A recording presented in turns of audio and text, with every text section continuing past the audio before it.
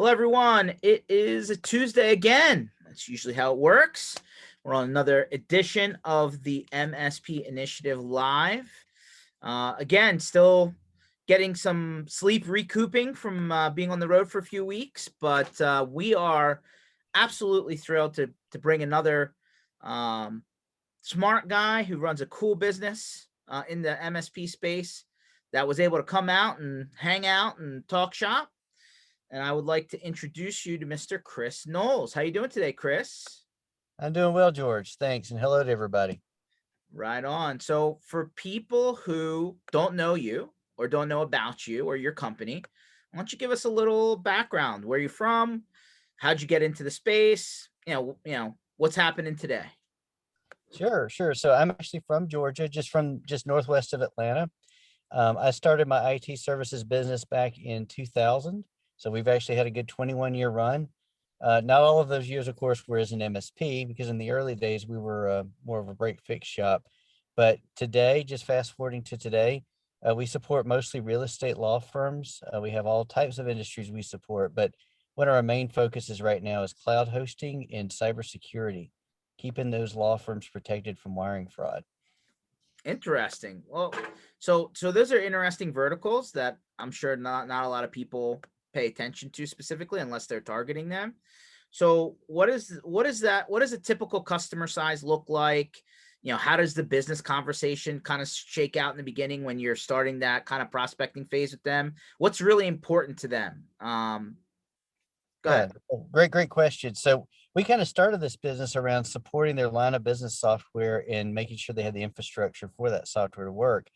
Now, today their concerns are a little different. They still need those services, but they're scared to death about fake wiring instructions going to a home buyer and then those people sending that money to the bad guys overseas. Unfortunately, that happens a lot.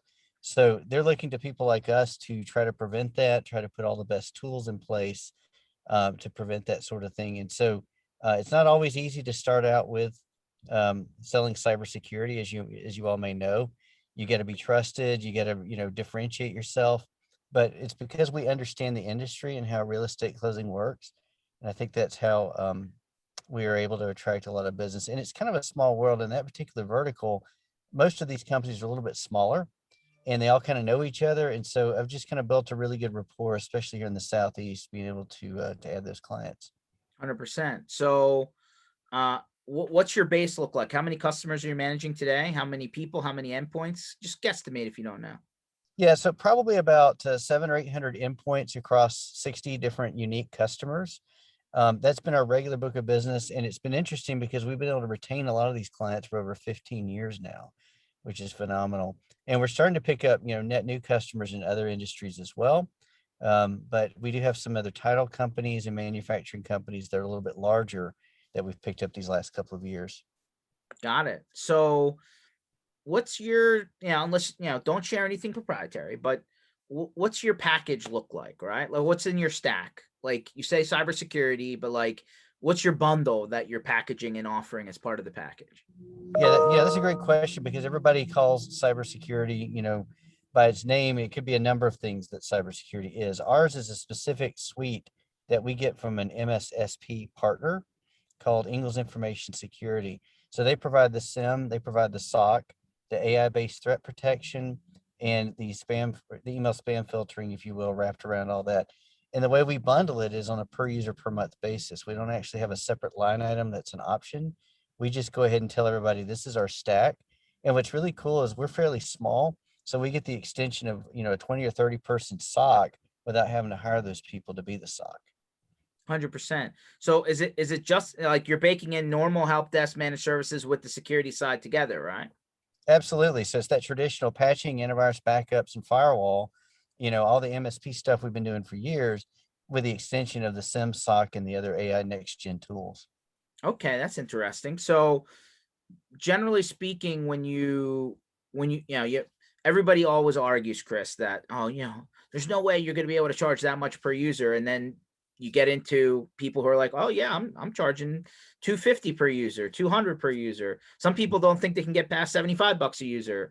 I argue, I understand location matters where you're at, but still, I think that's low. What's the sweet spot in your area? I would have to say that if we're not including the hosting services, we're at least 150 per user per month at this point. When we get up to hosting with, like a cloud stack of a terminal server, a remote desktop server, a virtual desktop, we're looking at prices that range around 165 to 200, just depending on how many users there are too. Because we do tiers, like 1 to 10 users might be one price that's a little higher, of course, per user. And then that next 10 to 20 is going to be a little bit lower. But 150 to 200 is what we're able to do these days. Yeah. So for those guys out there that are still wondering, can it be done? If you package the right things together, you're really consolidating a bunch of vendors together into one price, right? So you Right. shouldn't be afraid to get to that price point.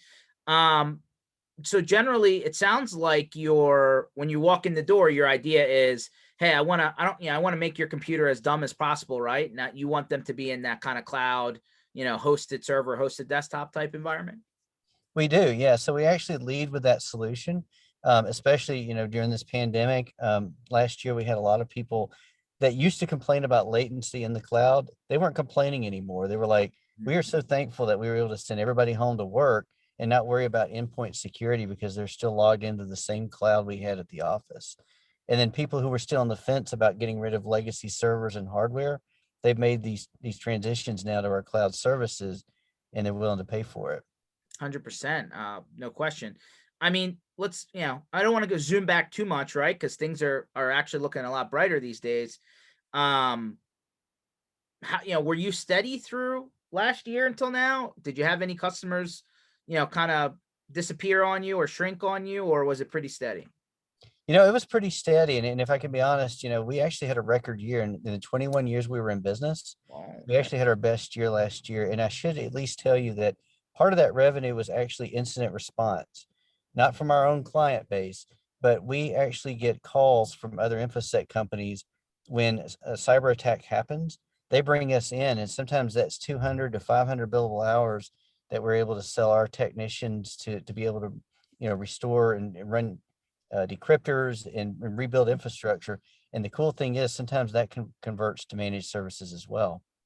If you don't mind me asking, how did you get it? Like, was it the right person at the right coffee shop? Like, how did you get into that circle? Yeah. No, that's a great question, and we're still trying to attract other infosec companies, but we've got two that we talk to pretty regularly. One of them just happened to call on me. They were just like, "Hey, we're looking for an Atlanta-based partner that has a group of guys that have a lot of Exchange experience and Windows Active Directory. Would you guys be interested in, if there's an incident, helping IT departments rebuild?" Hmm. And I was like, "Heck yeah, why not?" And then of course we got another infosec that we're pretty close with that we actually use their services, and then they use us sometimes for local incidents as well. Hmm. But there's a lot of companies like that out there, and I would encourage MSPs to look into that. It sounds like break fix revenue, but if you can potentially convert that person who has had a cyber attack into a customer that's being proactive afterwards, that could be some good recurring revenue. I mean, a couple hundred hours of billable hours isn't a bad deal either. No, I mean, and we're talking about billable rates anywhere from 150 to 250 per hour. Mhm. Um, the main thing is you just got to have guys ready on the bench, and they've got to be willing to work, first, second, or third shift until you bring order to chaos and kick the bad guys out, right? Yeah, absolutely. So, if you had a record year, sounds like you had a lot of incident responses there too. Yeah, I would say that probably 25 to 40% of our business, kind of in that range, had something to do with that, right? We either got the money from the incident response, or it was the pro services or managed services after that.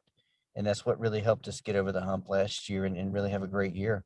No, absolutely. So, assuming that you're not telling me anything you're not allowed to say, with all these incident responses you got shuffled into, was it ransomware? Was it somebody hijacked a computer and like what were you seeing generally? Yeah, so there was a cryptojacking incident where, servers get turned into crypto miners, but more often than not, it's the phishing email that turns into a ransomware situation. And what happens is these companies, they have cybersecurity insurance policies, the ones that we get a hold of, that pay these attorneys that then pay them to find a company to bring us in, and they spend that money. That's the great thing too, is the client is getting money from the insurance companies to pay for the recovery efforts that your team could potentially provide. Hmm. So, it's kind of a win for everybody because we all know that the money has already been earmarked for this. You feel bad for the client and the IT department you're working with, but in most cases, they did not have the right tools in place. And that's hard Yeah. sometimes when you're trying to tell the CIO of an organization, you could have prevented this, right? I assume as part of that whole process, they have to, like, once you've brought them back to, hey, the car's running and they can Mhm. continue their operation, that they now have to put safeguards in place because the insurance company is not going to go down the road and wait for the next one, right? Right, right. They absolutely have to get some sort of cybersecurity tools or a combination of MDR in place that includes tools and monitoring in order for them to continue to have coverage. So they got to buy it from somebody. Now, certain partners I've worked with, they don't allow us to sell our services. They just bring us in to remediate. Hmm. But we've got another partner that they'll allow us to go direct if we want to sell them some of those tools, which is really nice. Wow. Sounds like if you're an MSP out there and you got some additional man hours to put out there, this is a good place to get in if you can get in. And I'd argue more incidents are coming, not less, based on everything we're hearing Mhm. out there. If you just watch the TV and the headlines every once in a while, I think it's pretty clear. I bet you the insurance rates are going to go up, though. I mean, they can't keep on Yeah. paying all these things forever. Yeah, and that's another thing that I'm talking to my clients about is that, the cost of cybersecurity insurance is getting much higher and it's not covering wiring fraud like it used to. Mhm. So if they click a phishing email and they're a victim of cyber extortion, it's getting harder and harder to get that policy that will cover them. So it's so important that we educate the end users so that they don't do something that's going to be outside of the policy anyways. And of course, more importantly, that they have some sort of managed detection and response solution in place.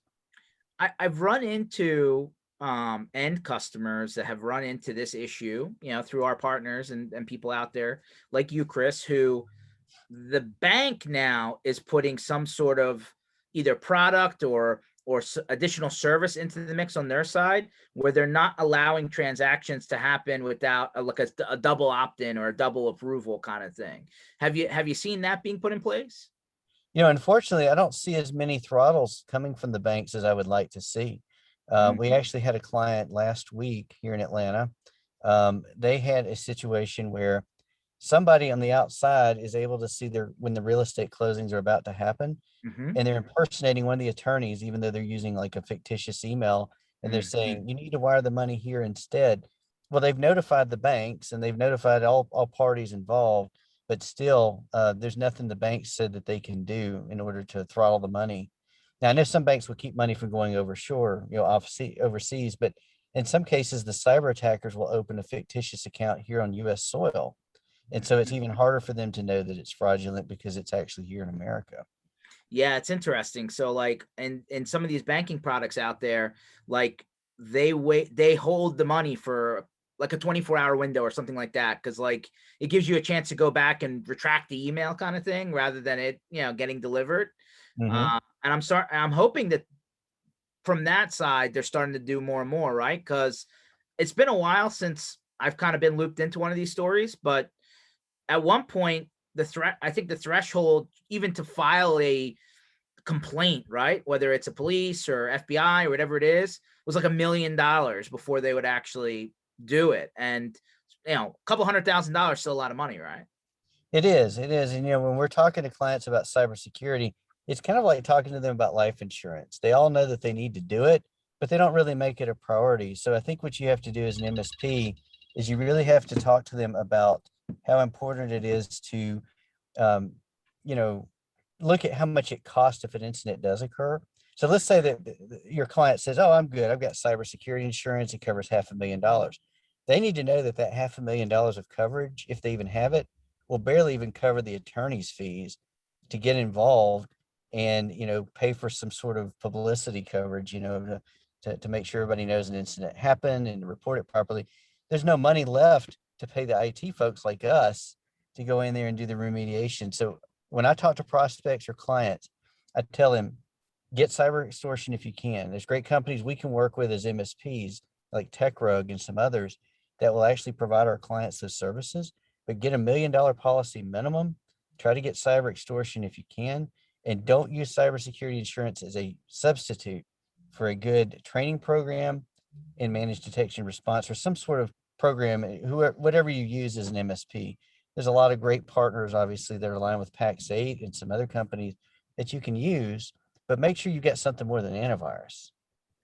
Yeah, I think a lot, maybe if I were to put a percentage on it, 65% of the guys out there in the sandbox realize that, a malware engine and an antivirus engine like, we were using back in the 2010s, I guess, probably isn't Mhm. enough anymore.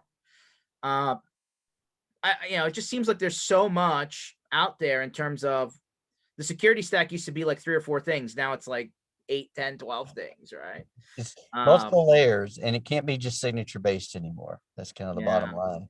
yeah. Exactly. I just think that people need to realize that there's nothing wrong with those tools, but there's all these layers now that needed to be added on. I'm curious, how does the interaction work between you and the SOC SIEM, kind of outside vendor, right? How much work do they do? And then at what point do you get called into the equation? And then how much work do you have to do? Just painting the picture, because there's a lot of people, like there's Mhm. probably low double digits on people that actually have this in place. Yeah, so I'll give you a great example. So our preferred partner, which I had mentioned earlier, was Ingles Information Security. So they basically are our SIM and SOC for some mutual managed services clients that we have. So we have a billing relationship with a law firm that last week they had an incident, right? It wasn't an incident in terms of there was a phishing email, but there was this email spoofing going on that looked like the wiring instructions was coming from an attorney, the one I Mhm. was describing earlier. Well, basically what happened was, since they are watching all the email traffic, they've got, the sensor in place, they got all the tools in place. We don't have to worry about reviewing the logs and dealing with that. So what happens is the customer calls us as the MSP, reports this activity. We then open a ticket with Ingalls. They Mhm. go in and they get their SOC analyst to check the logs, which that's the huge value add, right? Now, none of Mhm. us have time to review all those logs. It's It's it's, true. it's a lot. So they go and they look at the logs, and they were able to disprove the fact that the phishing email came from the firm, because it didn't. The phishing email that went to these parties in the real estate transaction, they were spoofed from the outside, and we were able to prove that it They, didn't they come did from like them. they did like a cousin link, right? So if it's like georgeslaw.com, they did like George's dash law or something, right? And they just made it look like it was coming from them. Exactly, but there was speculation that how did they know when the closing was going to happen without, because there's an Outlook calendar and it shows all the closings. So how do they know when it's going to happen unless it's coming That's a from good within? point. It's still an interesting thing that they're trying to figure out, but it's not coming from the firm. We're sure of that. And so the interaction is basically anything security related, we flip over to their team. And we also have biweekly meetings, which is fantastic. We have biweekly meetings to review all of our clients, and they go over everything that they saw in the logs, and whether or not it was a threat that they averted or if everything was clean. And so it gives us peace of mind and the client, because they also get those reports as well. Wow. Um, and we're not Are, worried about are white the label. reports are the reports like English enough that a non-technical person understands? Like how does that come out? Yeah, that's a good question. So really, it's designed, it's written at a CIO level. And so the way we break it down to our clients is, we've got red and green in the reports, and we just go high level with them saying, at this month you were good. And if there's something red and they want to ask about it, we let them know, okay, this is what we saw and here's how we, averted the threat. But they help us present that to the client with these deliverables they get every month. It's deep enough for anybody in tech, obviously, to go deep with it. But most of our clients are just like, I don't really want to know all this. I just want to know you're protecting me, right? Yeah. But they file it away in case the insurance companies ever ask about it, or any sort of compliance requirements that they need to demonstrate for that. Yeah, absolutely. Because part of it is not just having it; it's reporting. A report showing that it was working, right? Yeah, exactly. Um, as part of the SOC SIEM, MDR, email filtering, are you encrypting disks at the computer level as well as part of the standard, or is that not normal? No, that's a great question. In an environment where the users are not in the cloud, we do try to make sure that they encrypt their hard drives locally. But if their endpoints are just connecting to our remote desktop in the cloud, which we use Google Cloud for all of our Windows Server stack and hosting. Everything with Google is encrypted in transit and at rest. So we're comfortable with that, but we'll still encrypt the local hard drives if they have a supported version of Windows that have BitLocker. Mm-hmm. Yeah, got it. BitLocker is just built in. It's just about managing it, right? Right. Yeah, 100%. So at what point does, you know, once you, so we're doing all the blocking and tackling, right? So you're Mhm. working with these customers, they get their help desk, they get their networking, they get their, their cloud services, right? Because now there's less stuff to worry about on site. They get their security, all this stuff's wrapped up. At some point when things are running well, knock on everything here, you get into maybe a business conversation, right? So at what point does there a strategic, hey, here's how we can use technology to help you do something different, help you grow, help you, maybe modify your workflow internally to just be more efficient, right? You're not having to do the same things manually over and over again. How much of that do you get into? Well, we're starting to get into that more and more now, since a lot of our clients have transitioned to a cloud workspace where they're already able to work efficiently from anywhere, any device. Mm-hmm. Now, since everything's secure and locked down and just running smoothly, we are talking about how they can better utilize Teams and integrate with telephone systems, for Mm-hmm. example. Um, and of course, there's SharePoint services that we can offer, and even discussions I'm having right now around line of business software. There's a popular product that a lot of our clients use that it's a little bit legacy. It's kind of older, and they're about to sunset that product and go to a SaaS solution. Well, there's also 3 other products out there that I like, and so we're having some conversations about which one of those is best for them, and what does that look like? Like, how can we help them get from the product that's about to be retired to a new product?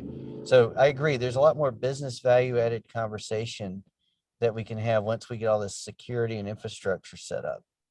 Hmm. So how let's talk about Microsoft for a second. What's are they getting a Biz Premium SKU? Are they getting an E SKU? How deep into like M365 do you get? Just so that people understand the terminology. Yeah, so with us, we pretty much standardized on the E3 SKU, and the reason for that is because many of our clients are on the remote desktop server environment where you have to have more of an enterprise level SKU with Microsoft, and they all have to have working versions of traditional desktop applications from Microsoft, and all the different add-ons that E3 has.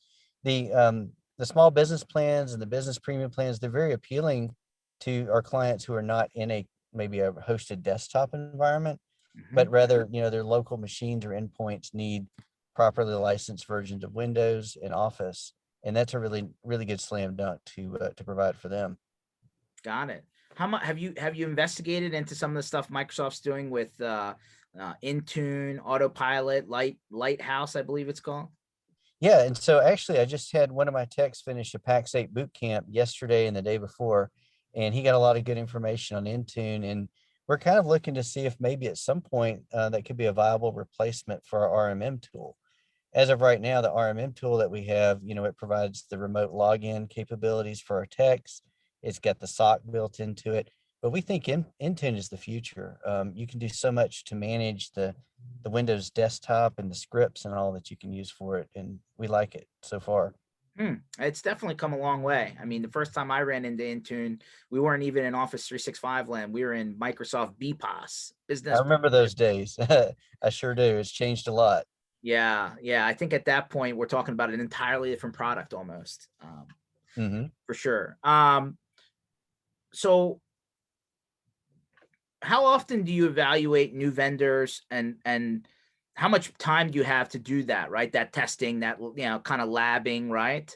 To figure out whether it makes sense to add something into the mix or not. Yeah, that's a great question about, there's so many trade shows every year, right? And I participate in quite a few. I get approached by vendors all the time that want me to sell their security product or that product. To be completely honest, we fully trust our InfoSec partner to provide the best of breed in their stack that's also compatible with their SOC.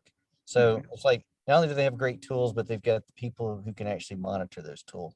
So I'm afraid to actually disrupt any of that because it's working so well so far. But we're always willing to look at something that may be cutting edge. Um, next generation antivirus was a game changer for us, using Silence, for example. But if Mm-hmm. something better comes along than that, we would definitely look at it. But at this point, we're only evaluating, I would say, different spam filters every year, because I think that technology changes a lot, Mm-hmm. and different things around protecting the perimeter of the network with firewall appliances, whether they be physical or virtual. But otherwise, our vetting is pretty solid, just trusting the MSSP that we work with. No, fair enough. What are you using as your UTM solution? Yeah, okay. So currently we're using WatchGuard. Mm-hmm. It's kind of a funny thing. We started out a long time ago being attracted to WatchGuard just because it was a bright red box that every customer could find in the Mm-hmm. server closet and know how to turn it on and turn it off and back on again. But they are actually a very solid product. We feel like we're getting all the security features we would get from some of the competitors at maybe a fraction of the cost. So most all of our clients are on WatchGuard. We've got a few on the Datto DNA as well. Mm-hmm. That's been a solid product. It's not quite as robust in terms of, the firewall rules that you can create, Mm-hmm. but it's great that it's got a 4G failover built into it. Yeah, that does come in handy for sure. Mhm. Are you doing other stuff with Dano? Is that your backup solution? Yeah, so we're using a combination of Datto and Continuum. Very similar technology. It's a full BDR, but just depending on the client, we've gone with one or the other. So it's one of those two standards at this point. Got it. And then what are you using for your Office 365 backup solution? We're using Datto Backupify right now. Okay. Mhm. I know they've kind of revamped that product recently, so that's good. Yeah, I Uh, believe they're including a lot more than they used to in the stack. So. that's good. Uh, so when the pandemic isn't happening, and you say you go to a lot of events, how Mhm. many events is your normal swing? Is it 2, 3, 5? How often are you getting out there? We're doing it about 3 times a year with channel company, channel partners. We were on the Pac State Roadshow back in 2019, which was wonderful. I was a panelist there, and it was great meeting a lot of great new vendors. Like I think that's how you and I met, George.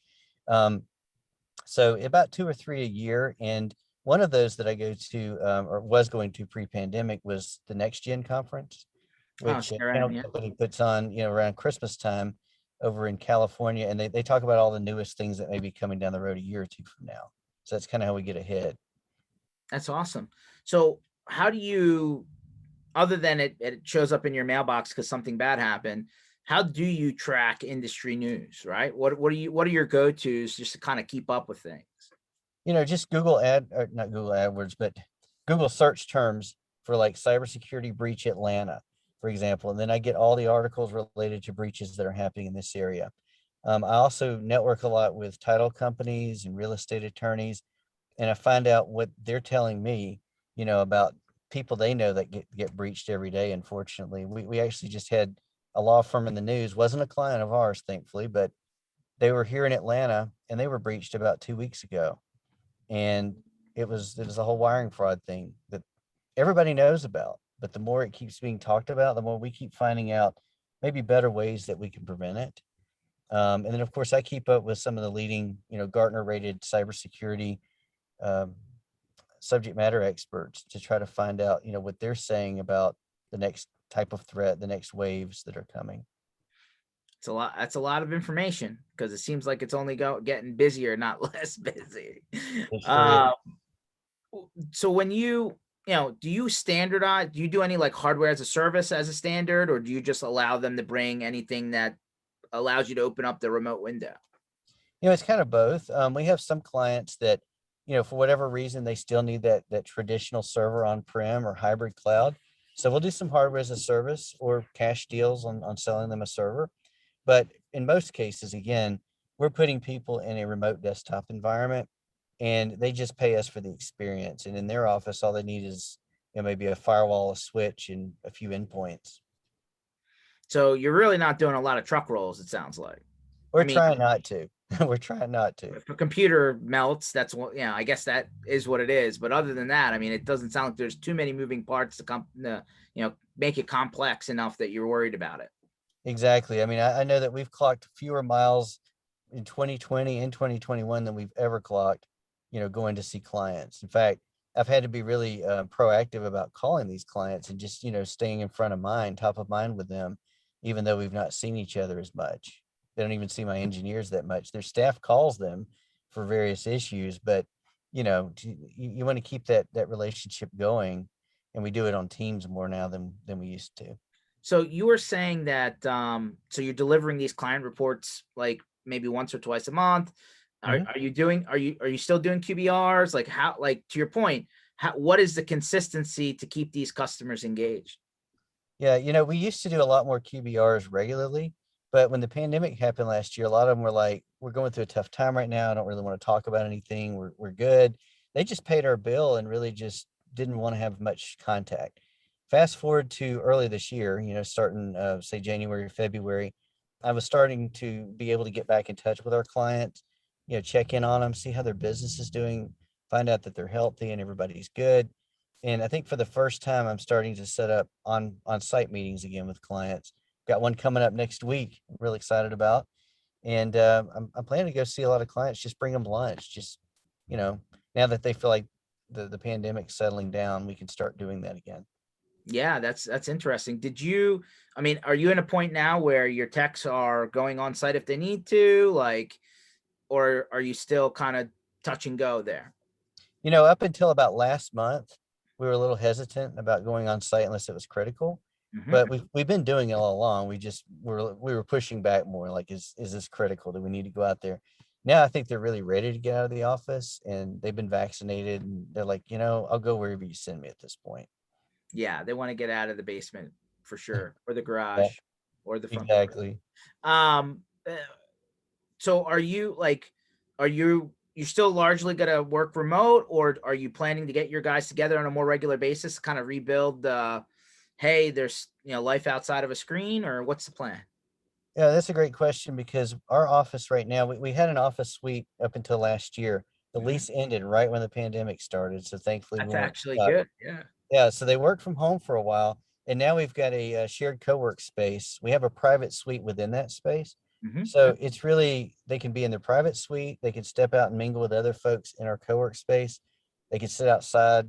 We got a brewery next door. It's a really, really hip place where they can work from home. I really don't care as long as they're taking care of the customer. And so it's a great work-life balance, great culture we have. And I think their preference is to be in that building, but not be tied to a desk.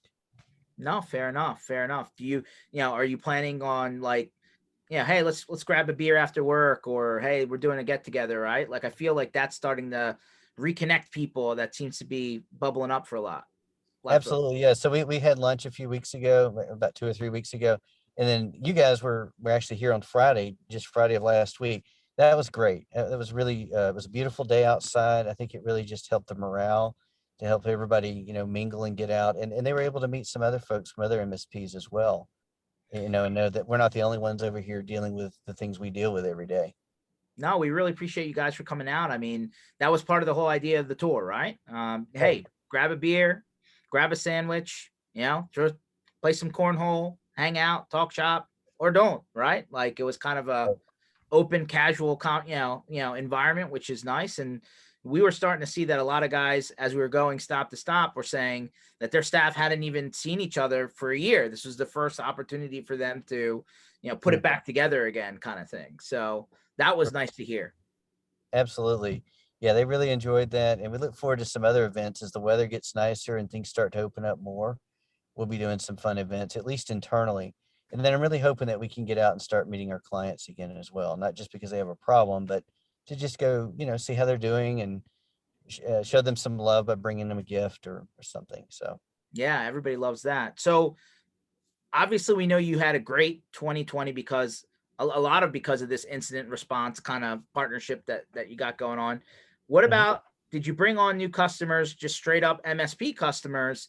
And did you find it, are they, did you find that you were running into customers that hadn't worked with an MSP before versus somebody who's coming from somewhere else? Or just curious what you were seeing from that side? Yeah, so we actually did have some recent prospects pop up just in these last few months that have never worked with an MSP before. I actually think it's a little easier to take on a customer who's already worked with an MSP than somebody who hasn't.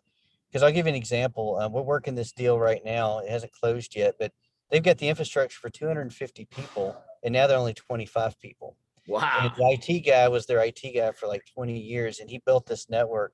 like 7 physical networks, not VLANs, but physical networks.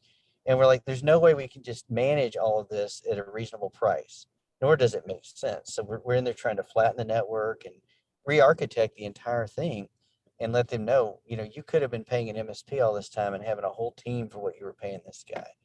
And so it's a little bit of a hard sell because they don't understand it. The leadership there is not technical, but it's fun because I like seeing that we're able to come in there and do a whole lot more than what one person could have done. Let me give you another example, George. We've done some staff augmentation that's worked really well for us. Um, Post IR, we've had an organization that's about 500 people with Hmm. 8 IT folks working there. They didn't understand Office 365. They understood Exchange and a lot of these other legacy products. Well, I just gave them a few guys, professional services hours, a time block, if you will, to go in there and teach them all about 365, to do the migration, to add the security that we wanted to provide. And that was a huge win. So co-managed services is a huge opportunity. And we Definitely. want more of that. Yeah, no, I mean we're hearing that all over the place. I mean, quite frankly, whether it was staff reduction, right? Because that was one of the first departments that got hit when everybody was trying to cut costs, or it could just be that those guys didn't have any sort of continuing education in place, right? So as they were forced to deal with, hey, we're not in the same place anymore. We weren't really set up for this. What do we do? There Mhm. wasn't a blueprint for them, right? To really follow because they hadn't ever going outside their sandbox to learn more, right? Exactly. So I mean, there seems to be a ton of opportunity for that. I think there is, there's a skills gap in certain areas. You can't be good at everything. And we always tell people you can't be good at everything, but don't be bad at cyber. So they need to at least be leaning on us You for might the need to security. trademark that one. Yeah, there you go. Actually, I stole that from Ingalls. I've got to say, I got to give them credit for that slogan, but it's so true. When you're talking to CIOs who think they've got it covered or they bought some kind of tool, that's great. You bought a great tool, but do you know how to use it? Do you know how to review the logs? Do you have time? So we can add these value added services, even if you're just doing one part of managed services. I think you got to be open to that because it's been a lot tougher for us these last 2 years, not just this last year, but the last 2 years, trying to sell the entire stack to somebody Hmm. before they've tried us in one area first. Like we need to offer some amazing pro service, um, put out a fire of some sort to prove our knowledge and our worth. And then we can start maybe adding those other layers. And sometimes it's just selling VoIP. Sometimes, we go in there and we sell a VoIP solution and, you know, next thing you know, they find out we can do IT, or it could be the other way around. A lot of wedges, right? A lot of way to Yeah. get in the door, and it just seems like people who have historically said, "Hey, if it ain't broke, don't fix it. Everything's fine. I'm running on whatever I got. I'll call you when there's smoke coming out the back." Those people are popping up now, right? Like the Yeah, they people who are. were delaying for like a year or two or three, who are like, "No, I'm good. If I need you, I'll call you." This call seemed to be coming through. They are. And unfortunately, there's still a lot of people as we speak, they're waiting for something to happen before they call. I know prospects I've spoken to, and I've shown them where they're vulnerable. I've shown them the gaps and all the legacy hardware they've got in place. And they just feel like they got to get the full life cycle out of that equipment or they're good until something happens. And then it's a whole lot more expensive. Yeah. Well, I mean, you're Honestly. seeing that on the back end with the incident response, right? Yeah, we call it tech debt too. You let your stuff age past 5 years, then you're going to pay all that money at once to replace it.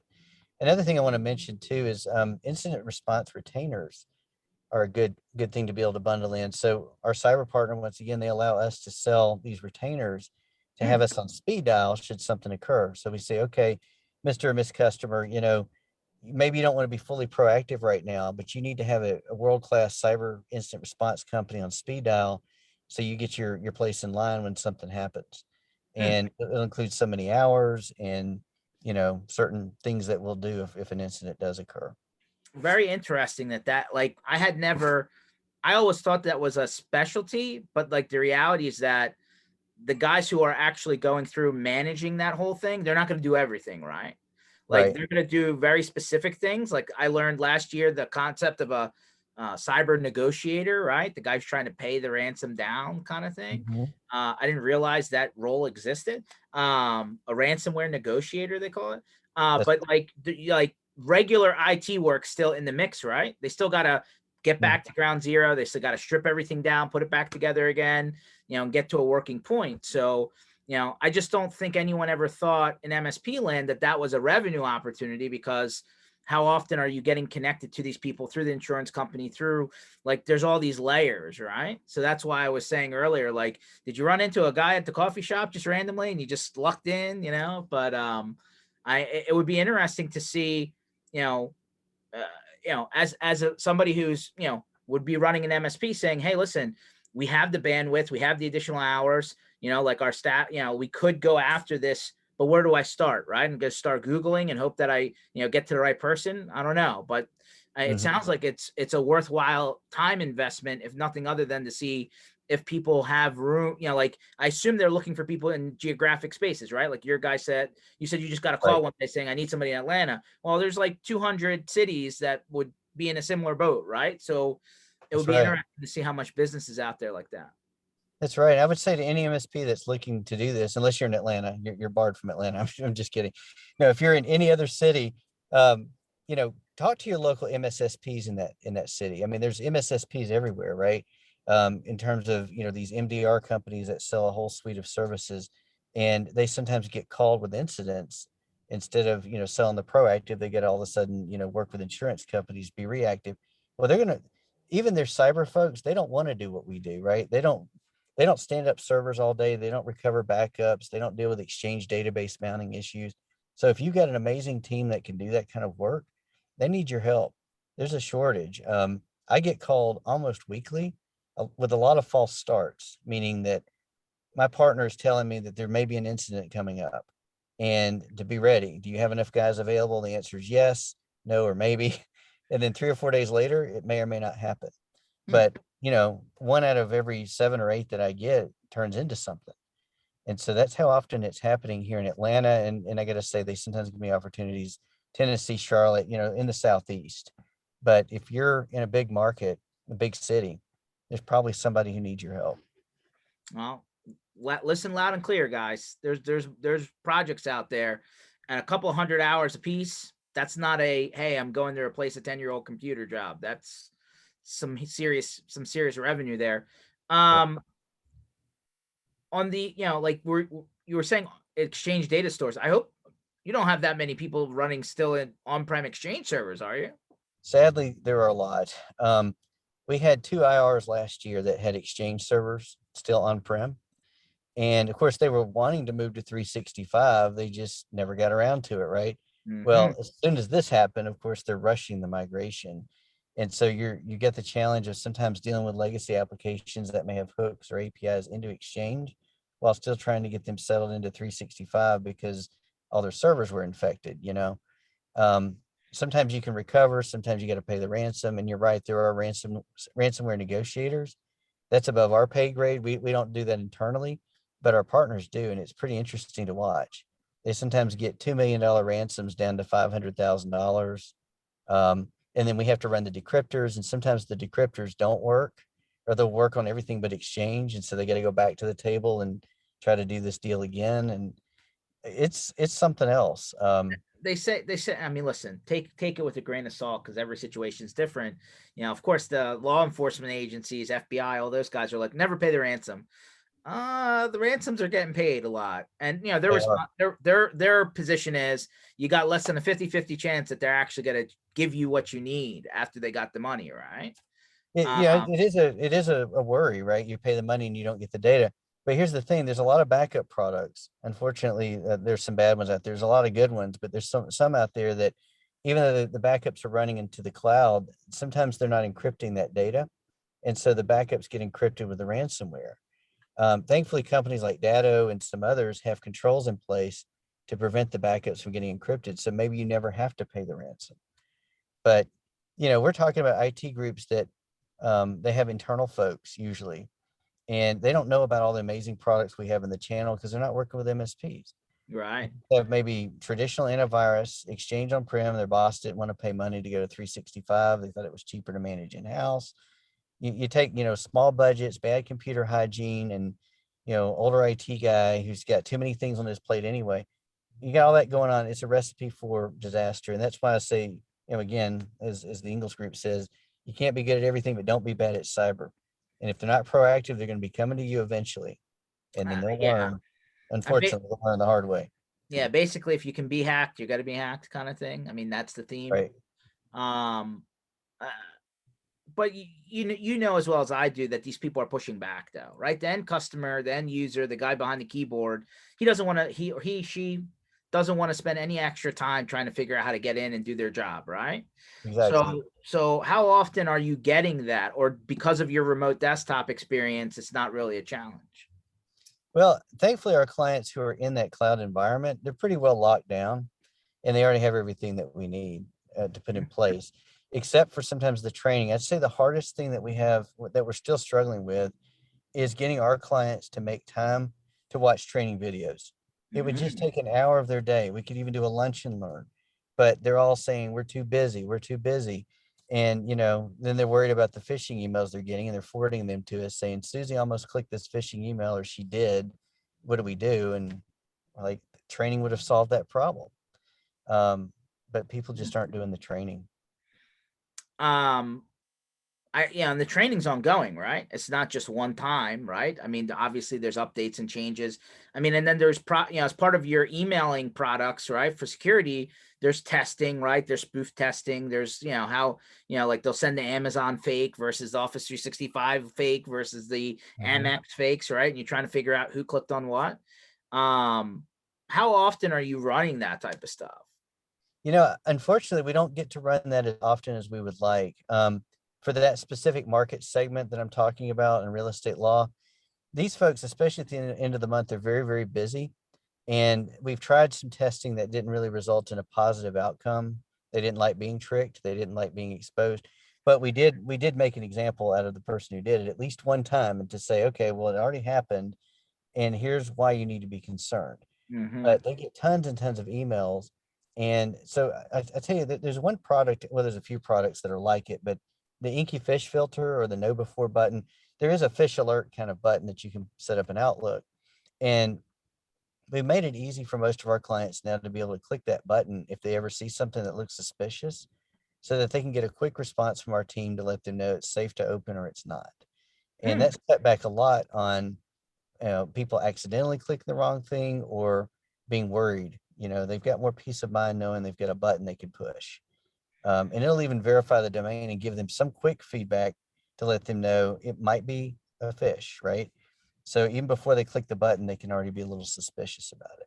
Oh, that's good. I hadn't seen that implementation, but if it's a staple easy button, why Mhm. not? It doesn't take much Yeah, time, right? Press it and see what happens. exactly. I mean, if they're not going to do all the training helps, but it'll still give them some insight into where the email came from and if it might be suspicious. 100%. Have you done anything with the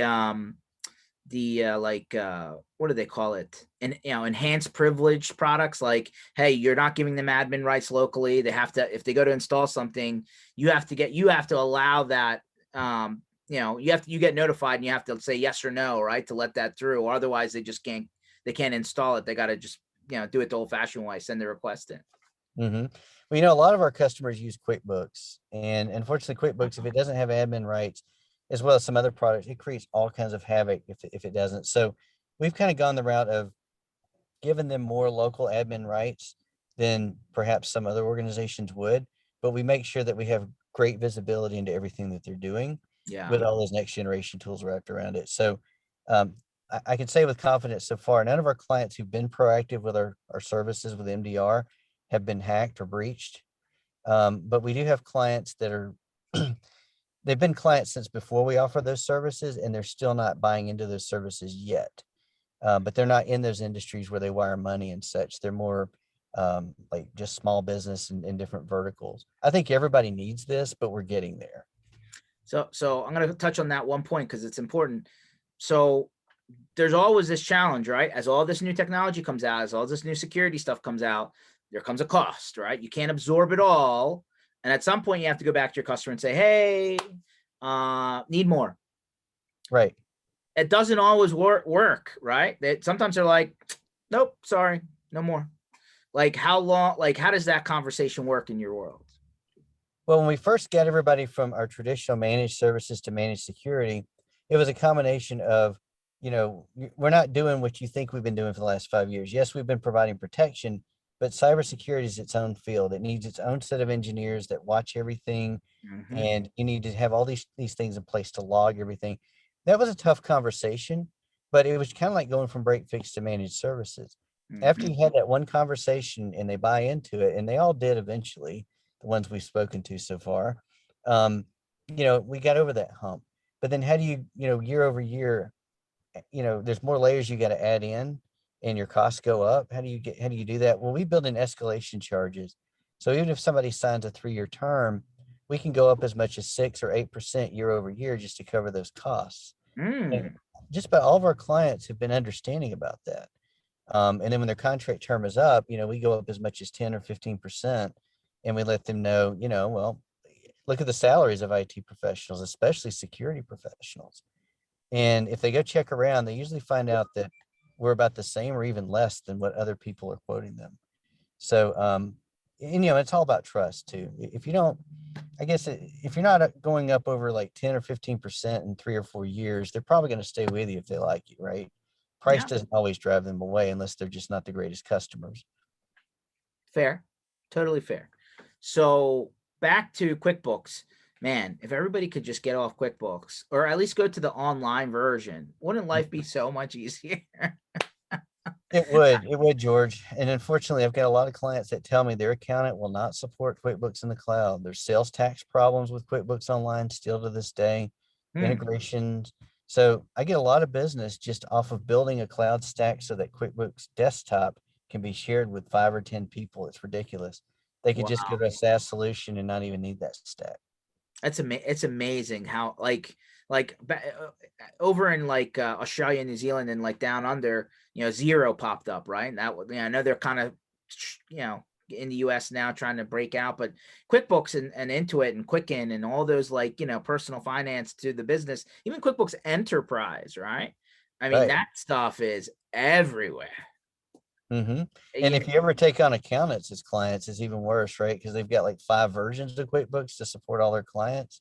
And maybe they've got some other pro tax software or even Peachtree software. There's all these different legacy products.